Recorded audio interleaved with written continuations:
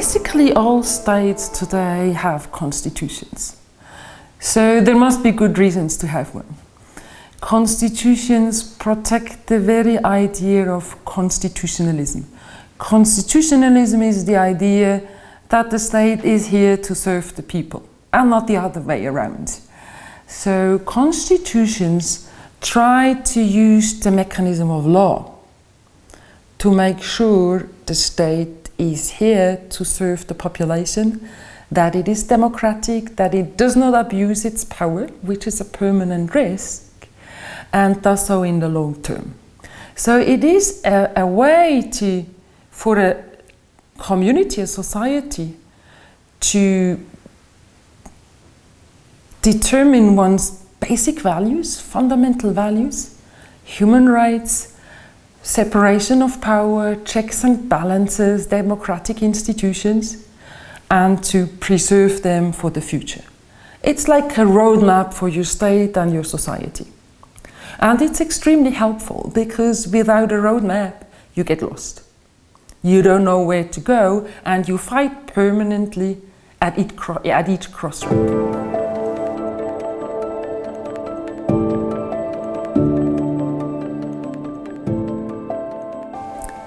Everybody's power is being constrained by a modern constitution. Of course, the king's power, or the president's power, the executive, the administration, the police, the military, but also in a modern constitution, parliament itself. So constitutions are here to constrain the power of Parliament and the people, which is a way to say the majority cannot do whatever it wants. It is constrained by the roadmap, by what a country has given itself as rules, basic principles. So you cannot just make any law you want. You can only make laws which comply with the Constitution. And a number of constitutions would even limit the power of the constitution makers.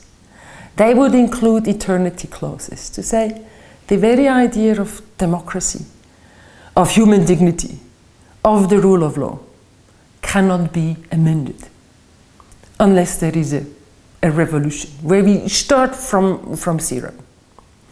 So constitutions over time have become stronger and stronger in controlling power and trying to prevent power abuses. Because it's not just the king that can abuse its power. A parliament can do it, an elected government can do it.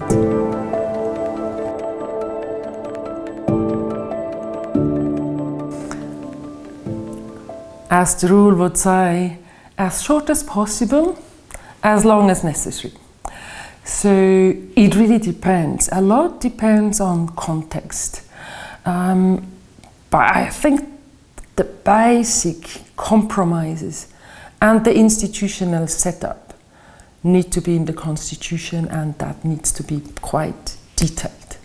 You cannot leave fundamental questions open of who is going to sit in your parliament, what is the role of your judiciary, and who sits in your Supreme or Constitutional Court. You must be quite detailed when it comes to separation of powers, division of resources, because you prevent a lot of conflict. The clearer the rule, the less trouble you have in the long run. In other fields, constitutions can be quite open. Fundamental guarantees usually are quite open. They guarantee the right to free speech. And such a guarantee is meant to evolve. It includes social media, it includes new media we don't know about. The same goes for goals like protection of the environment or protection from climate change. Such norms will usually only be as an aim in the Constitution because we don't know what the future will bring. And we want Parliament to be able to flexibly react to new challenges. So I think the institutional side must be quite detailed. When it comes to aims and policies, you can be quite open, but you must clearly say who is in charge of breaking that openness down to rules.